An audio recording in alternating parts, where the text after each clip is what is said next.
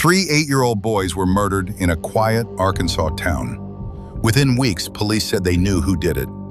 Three teenagers, a satanic ritual, an evil cult hiding in plain sight. One of those teens was sentenced to death, but nearly 2 decades later, DNA evidence would tell a very different story. So here's the question. Did the West Memphis Three commit one of the most horrific child murders of the 1990s? Or were they victims of fear, panic, and a justice system desperate for answers? Tonight, we're breaking down the case that still divides America. Let's tear into it. May 5th, 1993, West Memphis, Arkansas. 8-year-olds Steve Branch, Christopher Byers, and Michael Moore spent the afternoon riding bikes near a wooded area known as Robin Hood Hills. They were second graders, best friends, Cub Scouts. By all accounts, it was an ordinary spring day. By evening, they were gone. Around 7 p.m., Christopher Byers' adoptive father reported them missing. Friends and neighbors began searching immediately. Police conducted a limited search that night. Nothing was found. The next morning, May 6th, a larger search began. At approximately 1:45 p.m., a juvenile parole officer noticed a black shoe floating in a muddy creek that fed into a drainage canal in Robin Hood Hills. Searchers entered the water. What they discovered would change the town forever. The boys were found submerged in the creek. They had been stripped naked. Their wrists were tied to their ankles behind their backs, using their own shoelaces. Their clothing was located in the water nearby, tangled around sticks pushed into the muddy bank. Autopsies later ruled the cause of death as multiple injuries and drowning. Christopher Byers had suffered severe genital injuries, a detail that would heavily influence the direction of the investigation. The crime was brutal, disturbing, almost incomprehensible. And in a small southern town in the early 1990s, people searched for meaning. They found one word that explained everything: Satan. The early 1990s were the height of what many now call the Satanic Panic. Across the country, rumors of occult rituals and hidden cults dominated headlines. Heavy metal music, occult books, black clothing. In some communities, those weren't fashion choices, they were warnings. In West Memphis, one teenager stood out, Damien Echols. He wore black trench coats. He read about Wicca and the occult. He spoke openly about spiritual practices that made people uncomfortable. To some, that was enough. Police quickly labeled him as capable of committing the crime.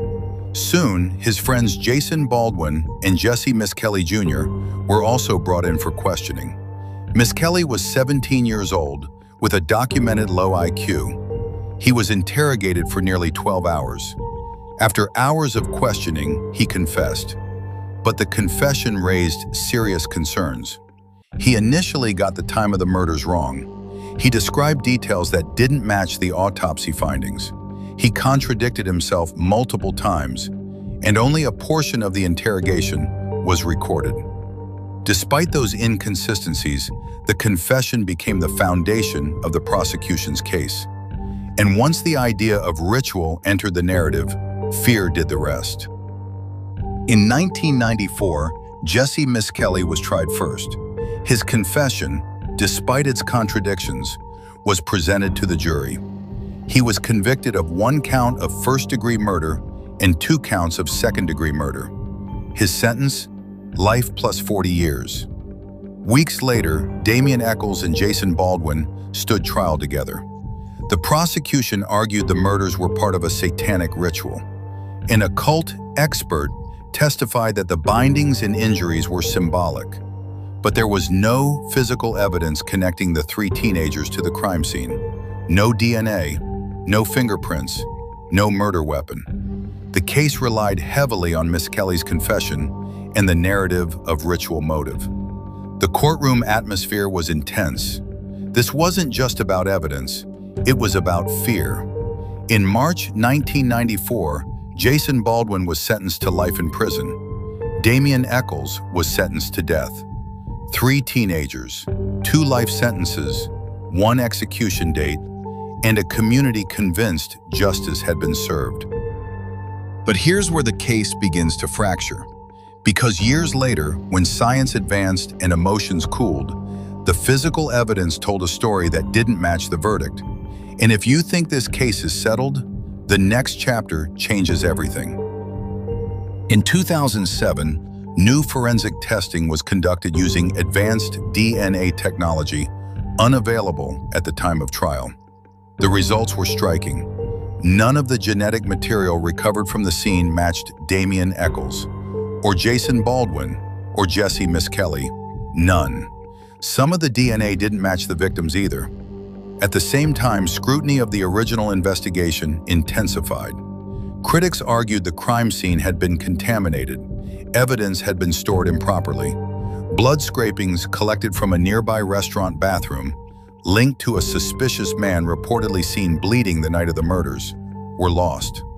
Questions surfaced about juror bias and leaked information to the media. Documentaries like Paradise Lost brought national attention to the case, portraying possible investigative errors and community hysteria. Celebrities and musicians publicly supported the three men. Legal teams expanded, public pressure grew, and prosecutors faced a serious reality.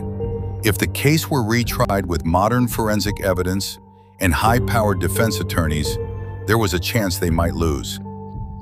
On August 19, 2011, after 18 years behind bars, the West Memphis Three stood in court once again. They entered what is known as an Alford plea. It allowed them to maintain their innocence while acknowledging that prosecutors had enough evidence to convict them. The judge sentenced them to time served. They were released that same day, free, but not exonerated. Legally, their convictions remain, which leaves the case in a strange and uncomfortable space. Three men who say they are innocent, three victims whose true killer has never been definitively identified, and a justice system that never formally admitted it might have made a mistake. Former FBI profiler John Douglas later argued the crime appeared more consistent with a single offender familiar with the area, not three inexperienced teenagers performing a ritual. Others still believe the original verdict was correct. In recent years, Damien Echols has continued pursuing additional DNA testing of remaining evidence. Some requests have been denied, others revived through appellate courts. As of 2024, legal battles over testing continue. The case remains unresolved, and the central question still lingers in Robin Hood Hills. Three boys lost their lives in Robin Hood Hills. Three teenagers lost 18 years to prison, one of them facing death.